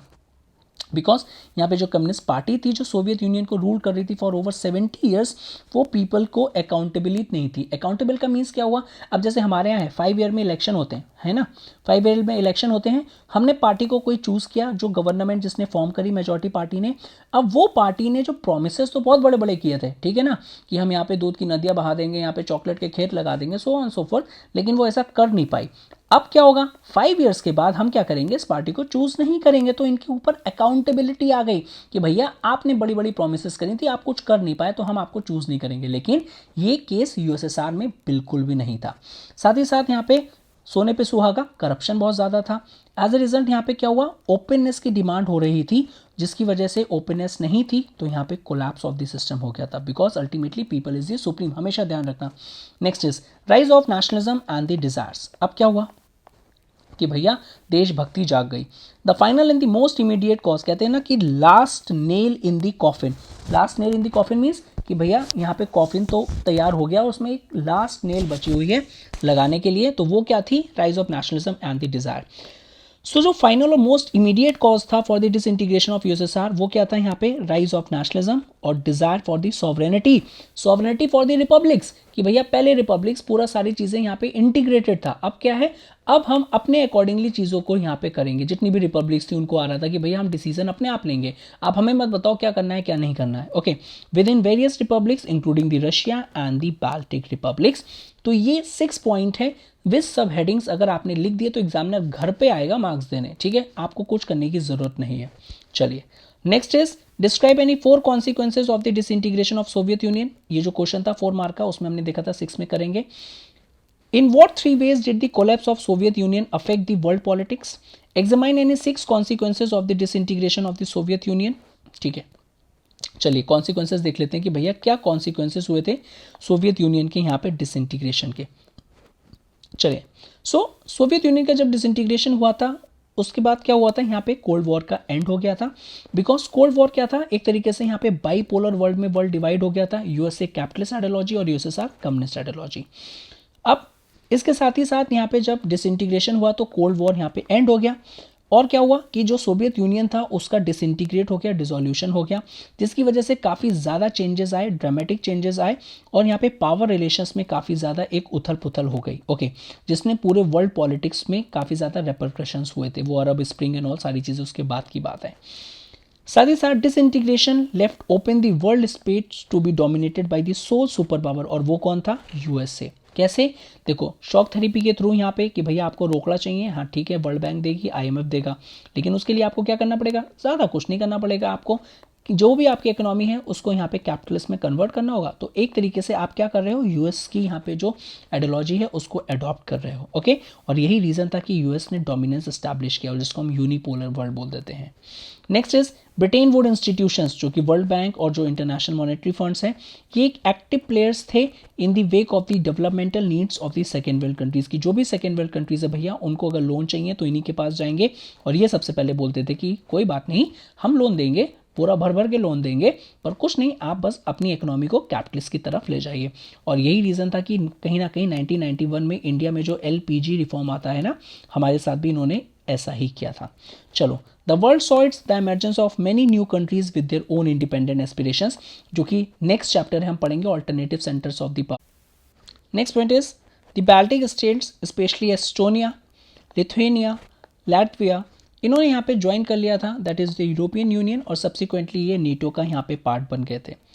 अनडाउटेडली जो सिग्निफिकेंट कॉन्सिक्वेंसेस था यहाँ पे, दैट इज सिंपली जो यूएसएसआर जो था और यूएसएसआर के एंड के बाद यहाँ पे जो यूएस हेजिमनी का पीरियड स्टार्ट होता है, मींस यूएस के कंट्रोल का पीरियड स्टार्ट होता है, जहाँ पे जो कैपिटलिज्म जो आइडियोलॉजी थी वो काफ़ी ज़्यादा यहाँ पे एक डोमिनेट आइडियोलॉजी थी। ओके, बिकॉज यहाँ पे जो दैट इज़ यूएसएसआर के डिसइंटीग्रेशन के साथ ही जो सोशलिज्म था वो यहाँ पे डेड हो गया था। Okay, next question, highlight any 3 positive and 3 negative features each of the Soviet system in the Soviet union.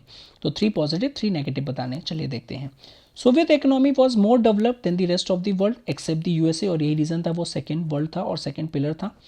वहाँ पे कॉम्प्लेक्स कम्युनिकेशन नेटवर्क था, एनर्जी रिसोर्सेज ज़्यादा थे, मशीनरी प्रोडक्शन होती थी, और जो कि जिसकी जो डिमांड थी वो कौन कंज्यूम करता था, domestic consumer demands.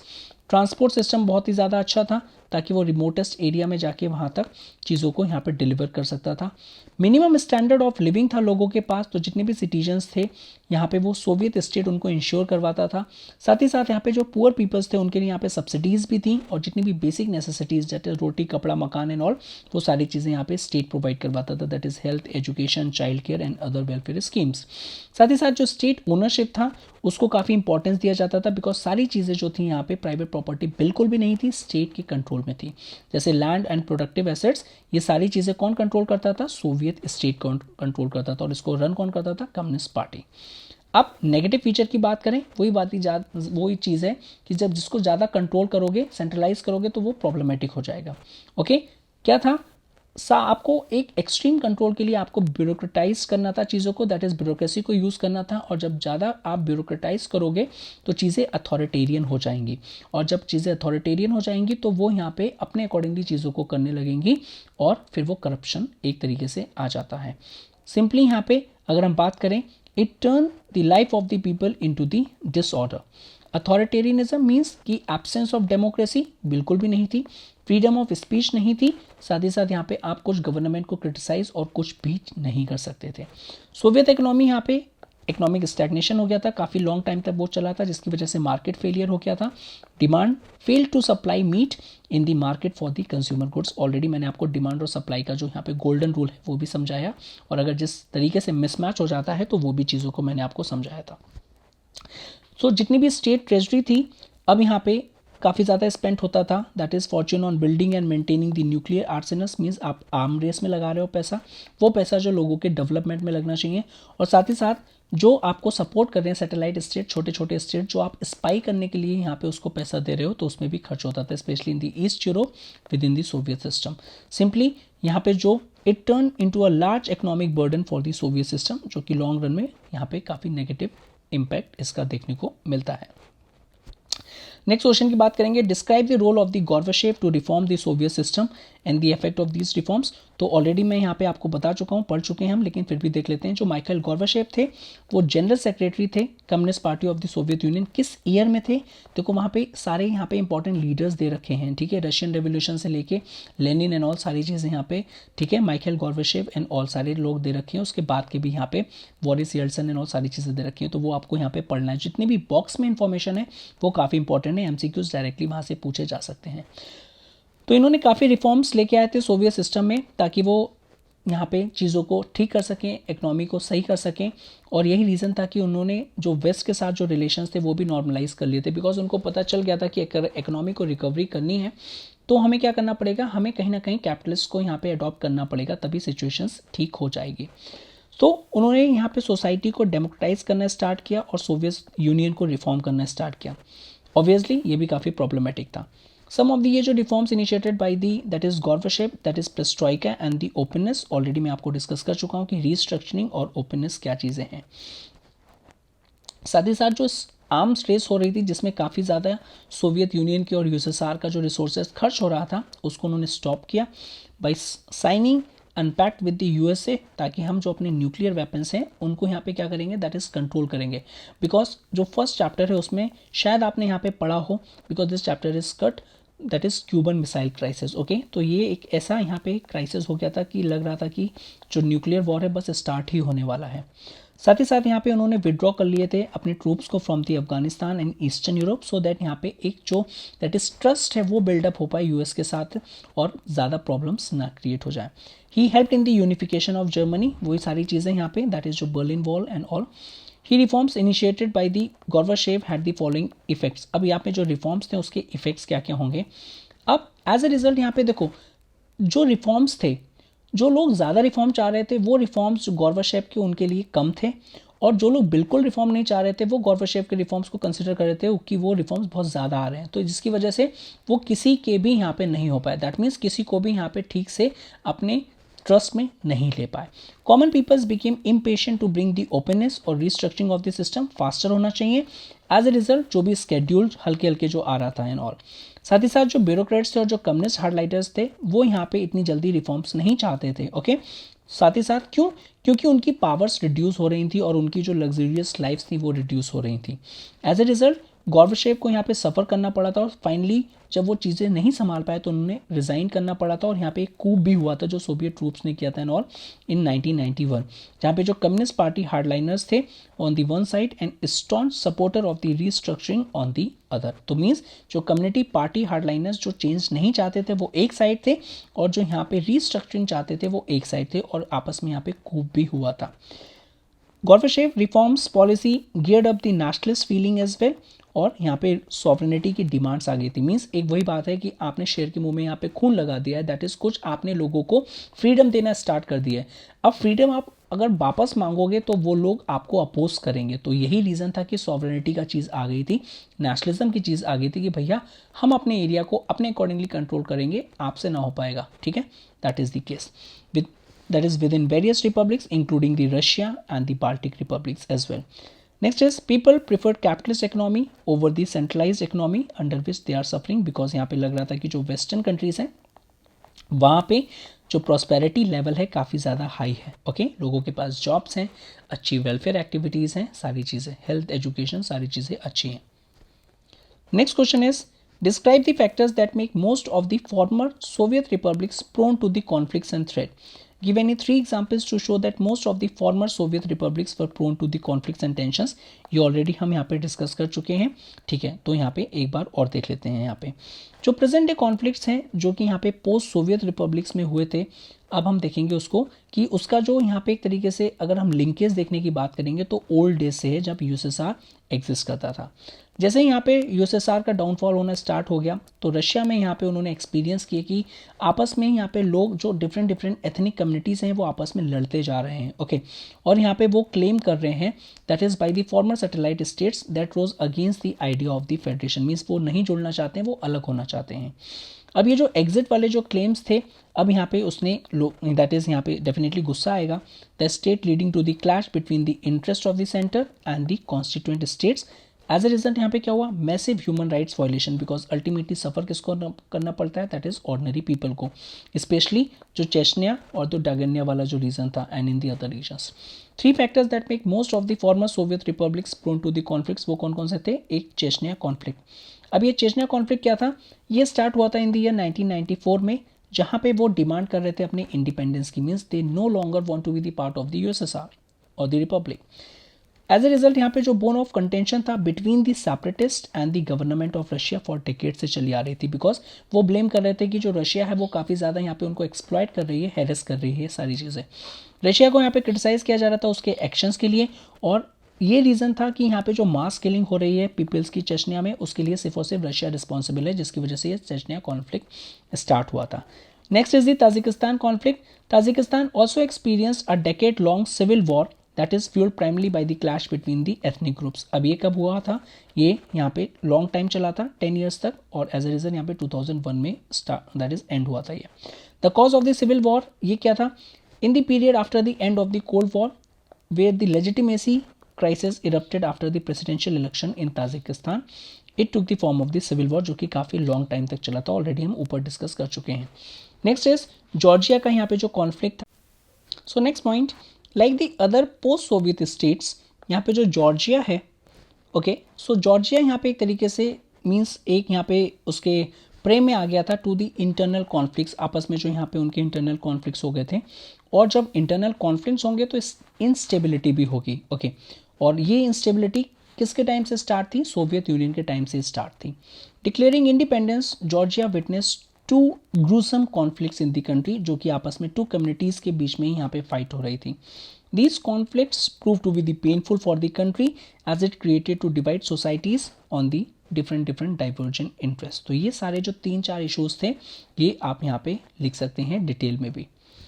Next question है, अगर सोवियत यूनियन यहाँ पे डिसइंटीग्रेटेड नहीं होता और जो वर्ल्ड है that remain bipolar, how would this situation that situation affected the world politics. ये 2015 में आया है।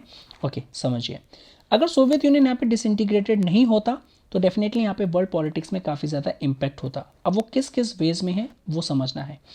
यूएसए जो यहाँ पे आज के टाइम पे यूनिपोलर बन गया था वो नहीं हो पाता। Okay, not have became so powerful, और यहाँ पे जो यूएसए की जो डोमिनेंस और जो हेजेमनी है वो भी स्टैब्लिश नहीं हो पाती। एज ए रिजल्ट जब हेजेमनी नहीं होती तो आप यहाँ पे वर्ल्ड अफेयर्स में इंटरफेरेंस भी नहीं कर पाते यूनिलैटरली। Unilaterally means single. अब सेकेंड पॉइंट हम जो लिखेंगे यहाँ पे दैट इज जो world would have headed towards a third world war, क्योंकि डेफिनेटली जो आर्म्स रेस थी वो एक्सट्रीम लेवल पे थी, और अगर यहाँ पे दोनों पावर्स होती तो दोनों ही यहाँ पे आपस में क्या था, कोल्ड वॉर में क्या होता है कि दोनों यहाँ पे एक तरीके से आइडियोलॉजिकल वॉरफेयर है, दोस्तों एक दूसरे डराने के चक्कर में किसी भी लेवल तक पहुँच सकते हैं। तो देयर माइट बी पॉसिबिलिटी कि जो थर्ड वर्ल्ड वॉर थी वो यहाँ पे स्टार्ट हो जाती। ओके, अगर डिसइंटीग्रेशन नहीं हुआ होता। अब ये जो थर्ड वर्ल्ड वॉर होती डेफिनेटली यहाँ पे जो वेपन्स यूज़ होंगे, ठीक है, वो नहीं पता किस लेवल के हैं, लेकिन डेफिनेटली ह्यूमैनिटी को एक बहुत ही बड़ा यहाँ पे सेटबैक पड़ेगा, जिससे वो काफ़ी मीन्स उसको बहुत ही ज़्यादा नेगेटिव इम्पैक्ट पड़ेगा। नेक्स्ट इज, अगर यहाँ पे डिसइंटीग्रेशन ऑफ यूएसएसआर, उसकी वजह से यहाँ पे काफ़ी कंट्रीज़ में इंडिपेंडेंस हो गया था जो कि अर्लियर यूएसएसआर रिपब्लिक का पार्ट थी।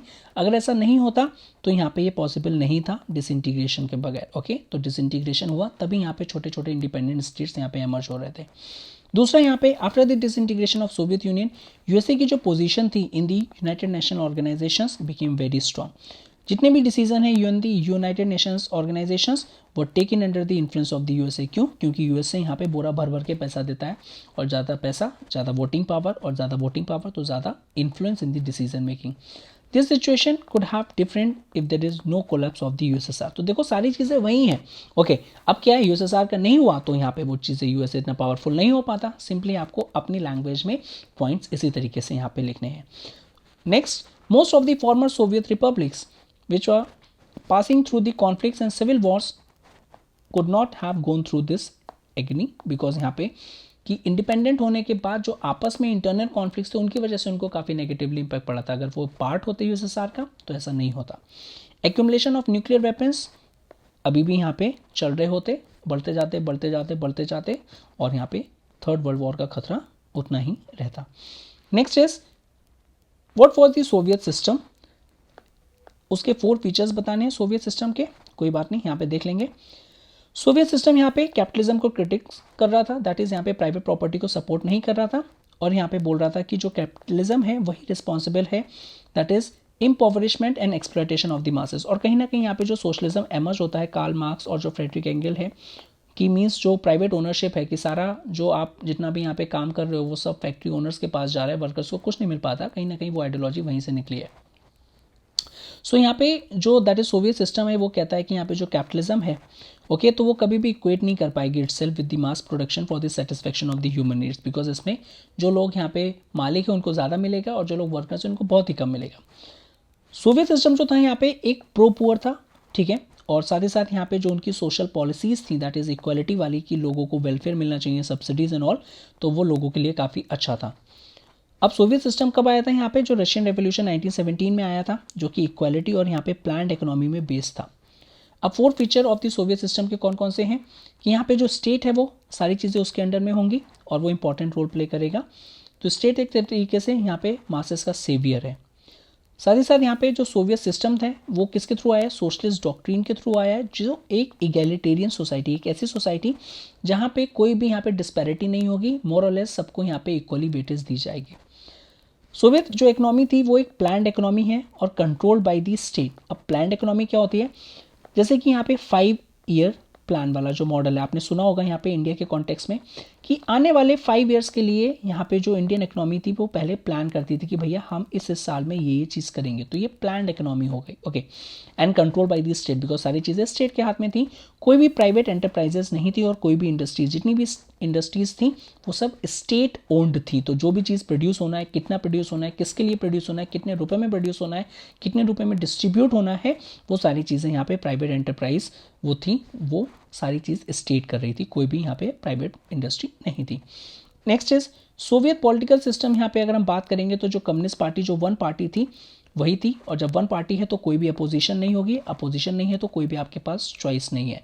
अब चॉइस नहीं है तो अथॉरिटेरियनिज्म आ जाएगी कि आप मानो या ना मानो एक ही गवर्नमेंट रहेगी, वो अपने अकॉर्डिंगली चीज़ों को करना चाहेगी, ना कि आपके accordingly. Next is 6 factors that force the Gorbachev to initiate reforms in Soviet Union. और ऐसे कौन से फैक्टर्स थे जिसने फोर्स किया गॉर्बेचेव को कि भैया आप रिफॉर्म्स को लेके आइए यूएसएसआर में। अब कौन कौन से 6 फैक्टर्स हैं? सबसे पहले यहाँ पे जो यूएसएसआर था, well aware of the revolution taking place in the field of the information and technology in the west, कि भैया वेस्ट में जो अच्छी अच्छी चीज़ें हो रही थी उनसे आप दूर नहीं रह सकते। साथ ही साथ यहाँ पे गॉर्बेचेव को ये पता था कि यहाँ पे जो उनकी टेक्नोलॉजी और यूएसएसआर की जो टेक्नोलॉजी और जो यूएस की टेक्नोलॉजी उसमें काफ़ी ज़्यादा गैप है। तो क्या हुआ, जो गॉर्बेचेव थे वो चाहते थे कि यूएसएसआर जो है वो एक एडवांस कंट्री में यहाँ पे कन्वर्ट हो, ठीक है, और वो तभी पॉसिबल है जब आप इंगेजमेंट करोगे यूएस के साथ। Okay, so as a result यहाँ पे हम कभी आउटपेस नहीं कर सकते वेस्टर्न कंट्रीज स्पेशली यूएस को, तो यहाँ पे वो सपोर्ट लेना चाह रहे थे, और यहाँ पे जो स्टेप स्टार्ट होता है दैट इज डेमोक्रेटाइजेशन का। गॉर्बेचेव की जो आइडियोलॉजी थी वो लिबरल थी, वो रेडिकल नहीं थी। एज ए रिजल्ट यहाँ पे वो नॉर्मलाइजेशन उन्होंने यहाँ पे उनके अंडर में होता है यहाँ पे वर्ल्ड से, specially the US and all से, ठीक है। Among the top priorities was to forge better relations with the western countries की, वहाँ से कैपिटल आएगी, टेक्नोलॉजी आएगी, और साथ ही साथ यहाँ पे आर्म रेस खत्म हो पाएगी, सो दैट जो हमारे रिसोर्सेज बचे हैं वो हम वेलफेयर में खर्च कर पाएंगे। साथ ही साथ यहाँ पे गॉर्बेचेव ने एडमिनिस्ट्रेटिव स्टैग्नेशन जो इन सोवियत सिस्टम था, जो लैक ऑफ डेमोक्रेसी थी, मीन्स लोगों को यहाँ पे बिल्कुल भी पता नहीं था क्या चीज़ें हो रही हैं, किसके पास पावर है, कैसे चीज़ें हो रही हैं, साथ ही साथ जो करप्शन था वो भी कम करना था। ओके, सो गॉर्बेचेव ने यहाँ पे जो रिफॉर्म्स को इंट्रोड्यूस किया था ताकि जो इकोनॉमी, सोशल और पॉलिटिकल प्रॉब्लम्स हैं उनको यहाँ पे दूर किया जाए, ओके, जो कि चलता आ रहा था दैट इज़ ब्रेजनेव के टाइम से। ओके, सो ये जो सारी चीज़ें थी, so they marked economy decline in the decade of 1976 से 1985। साथ ही साथ जिसकी वजह से जब यहाँ पे आप इकोनॉमिकली ठीक नहीं चल पाती है, इकोनॉमी नहीं चल पाती है, तो मिलिट्री और पॉलिटिकल सुप्रीमेसी हो जाती है। फॉरेन पॉलिसी भी अगर हम देखें, सो जो कॉम्प्लिकेशंस थे added by the Soviet Union, जो इन्वेजन किया था हमने दैट इज अफगानिस्तान ने 1979, इसको भी यहाँ पे दैट इज़ गॉर्बेचेव ने काफ़ी इंपॉर्टेंट रोल किया कि उसको एक तरीके से री इन्वाइगोरेट करना है सोवियत कमांड इकोनॉमी को, ताकि यहाँ पे जो इकोनॉमिक प्रॉस्पेरिटी यहाँ पे चली गई है वो आ पाए। तो ये सारे रीजंस थे जिसकी वजह से यहाँ पे गॉर्बेचेव ने रिफॉर्म्स को इनिशिएट किया था। Next, examine any 6 characteristics of the Soviet system during the 1971 से लेके 1991। 6 कैरेक्टरिस्टिक बताने सोवियत सिस्टम के, कब से? 1971 से लेके 1991, 2008 में ये आ चुका है। सो यूएसएसआर में टोटल कितनी यहाँ पे रिपब्लिक्स थी? 15 रिपब्लिक्स थी। और यहाँ पे कब फॉर्म हुआ था यूएसएसआर? ओके, तो हमने ये बात करें, देखो यहाँ पे दोनों चीज़ें हैं, यहाँ पे जो रशियन रेवोल्यूशन है दैट इज़ यहाँ पे सोशलिस्ट रेवोल्यूशन जो 1917 में, लेकिन यूएसएसआर कब फॉर्म हुआ था? वो 30 दिसंबर 1924 को हुआ था with the adoption of federal constitution, जिसमें ये सारी रिपब्लिक्स पार्ट हैं। So next point is it was the largest country in terms of the area. Definitely आपने ज्योग्राफी में पढ़ा होगा, RCUCBAI रकूक बाई India is the 7th largest, Russia, Canada, USA, China, okay, इस तरीके से। अब बात करते हैं 6 characteristic in the time period जो यहाँ पे बताया गया है 1971 से 1991 तक। सो यूएसएसआर जो था वो सिंपली जो फेडरेशन था, फेडरेशन मीन्स यहाँ पे सब लोग एक साथ काम करेंगे एंड ऑल, सिर्फ पेपर पे था। ओके, रियलिटी में ऐसा कुछ नहीं था कि कोई फेडरल सिस्टम जो है जिसमें फेडरेशन होती है मींस पावर को यहाँ पे डिस्ट्रीब्यूट किया जाएगा, ऐसा नहीं था। जो 15 रिपब्लिक्स थी उनको डिनाई किया जाता था ऑटोनॉमी, मींस वो अपने अकॉर्डिंगली चीज़ें नहीं कर सकती थी, और सिंपली यहाँ पे पावर को सेंट्रलाइज रखा गया था। जो यूएसएसआर जो स्टेट है, जो कम्युनिस्ट पार्टी है, वही चीज़ों को यहाँ पे कंट्रोल कर रही थी around the Russia and all. So communist party जो है यहाँ पे सोवियत यूनियन की सारी गवर्नमेंट को भी कंट्रोल कर रही थी और पॉलिटिकल डिसीजन मेकिंग को भी कंट्रोल कर रही थी। साथ ही साथ यहाँ पे जो प्रिंसिपल था डेमोक्रेटिक सेंट्रलिज्म, जिसका मतलब है कि आप डिसेंट शो नहीं कर सकते, मींस अपना अपोजिशन गवर्नमेंट को शो नहीं कर सकते। ओके, इसलिए मोर और लेस यहाँ पे सिंगल पार्टी सिस्टम ही था और आपके पास कोई चॉइसेस भी नहीं थी। अपोजिशन भी नहीं थी। Most coloured features of the Soviet system was the propagation of socialism, क्योंकि वो यहाँ पे कैपिटलिज्म को अपोज कर रहे थे। तो later on it was abandon, जब शॉक थेरेपी आई, जब लोगों ने यहाँ पे फिर से अथॉरिटेरियन यहाँ पे दैट इज सोशलिस्ट सिस्टम को छोड़ के कैपिटलिस्ट में वो गए, तो ये चीज़ें भी टूट गई, जिसकी वजह से यहाँ पे बनी थी। सोवियत इकोनॉमी एक स्टेट ओन्ड इकोनॉमी थी और स्टेट प्लान थी, सारी चीज़ें स्टेट डिसाइड करता था। तो स्टेट एक तरीके से ओनर था सारे एसेट्स का, मीन्स ऑफ प्रोडक्शन की, जो भी चीज़ प्रोड्यूस होनी है, कितनी होनी है, कब होनी है, कैसे होनी है, सारी चीज़ स्टेट ही करता था और कोई भी प्राइवेट प्रॉपर्टी नहीं थी। अब यहाँ पे सोवियत सिस्टम जिसने सोवियत सिस्टम को सेकेंड मोस्ट पावरफुल बनाया था, complex communication network, energy resources काफ़ी ज़्यादा थे और ट्रांसपोर्टेशन फैसिलिटीज़ अच्छी थी, ताकि जो मैन्युफैक्चर कर पाएँ और ट्रांसपोर्ट कर पाएँ गुड्स टू दी ऐसे एरिया में, रिमोटेस्ट एरिया में, आइसोलेटेड एरियाज़ में जहाँ पे जाना मुश्किल है। Soviet system was based on the state welfarism, जो सब्सिडीज एंड ऑल ऑलरेडी हम पढ़ चुके हैं, और वो मास प्रोडक्शन करते थे to meet the needs of the people, जो आगे चल के डिमांड और सप्लाई सपोर्ट नहीं मिल पाया, जिसकी वजह से काफ़ी प्रॉब्लम होती है। नेक्स्ट क्वेश्चन है, read the passage given below carefully and answer the following questions. 2016 में आया है, तो ये पैसेज दे रखा है। ओके, सिंपल पैसेज है, आपको पढ़ना है और उसके बाद यहाँ पे क्वेश्चन एंड आंसर्स करने हैं, ठीक है। तो name the 2 countries which require to make total shift, why were the collective farms to be replace by the private farming. तो यहाँ पे मैं यहाँ पे पॉज करना, स्क्रीन को पढ़ना और उसके बाद आंसर करने की कोशिश करना, because answers are within the paragraph itself. Next जो यहाँ पे पैसेज है, the value of the rouble decline dramatically and all, सारी चीज़ें उसको भी पढ़िएगा, 3 क्वेश्चन है और उसके बाद उसके आंसर्स यहाँ पे दे रखे हैं। इसी तरीके से थर्ड पैसेज है, उसको पैसेज को पढ़िए, आंसर क्वेश्चंस दे रखे हैं और उसके बाद उसके फॉलोड बाय द आंसर। तो यहाँ पे पॉज करके आप देखिएगा सारी चीज़ें। So I hope this video is really helpful for you, because इसमें जितने भी इंपॉर्टेंट कॉन्सेप्ट्स थे सारी चीज़ें हमने डिस्कस करी हैं, लेकिन इस वीडियो की अपनी लिमिटेशन है, बिकॉज सारी चीज़ें मैं डिस्कस नहीं कर पाया हूँ, सैटेलाइट स्टेट्स और सारी चीज़ें जो भी इंपॉर्टेंट आस्पेक्ट थे कि यहाँ पे रशिया में क्या क्या और चीज़ें थी यहाँ पे, ओके, और यूएसएसआर का सिस्टम और जो वेरियस यहाँ पे जो लीडर्स थे एंड ऑल। तो just go through the text, एक बार आपने पढ़ा होगा, अपने नोट्स को यहाँ पे करिए और लास्ट ईयर्स क्वेश्चन देखिए, बिकॉज मोर और लेस क्वेश्चन इसी से ही आएंगे।